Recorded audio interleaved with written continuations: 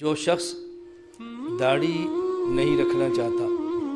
اور اس کا دل کرتا ہے کہ میں داڑھی نہ رکھوں اور وہ خود کو داڑھی کے بغیر خوبصورت سمجھتا ہے، یہ کفریہ دماغ ہے اور بہت غلط قسم کا دماغ ہے۔ لیکن اگر سمجھتا ہے تو اس کو یہ بات سمجھاؤ کہ بغیر داڑھی کے جس جسم کے تم متقاضی ہو اور جو جسم تم چاہتے ہو اس کی جگہ دنیا نہیں ہے۔ دنیا میں تم داڑھی رکھ لو، رسول اللہ صلی اللہ علیہ وسلم کی سنت اللہ کا حکم سمجھ کر جنت میں تمہاری خواہش پوری ہو جائے گی۔ حدیث پاک میں ہے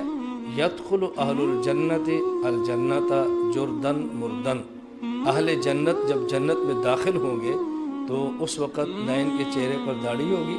نہ ان کے جسم پر بال ہوگا، یہ ایسے ہوگا جیسے ینگ نوجوان لڑکے ہوتے ہیں۔ تو چہرے پہ داڑھی نہ رکھنے کی جو تمہاری خواہش ہے، دنیا میں داڑھی تم رکھ لو، جنت میں اس خواہش کو اللہ پورا فرما دے۔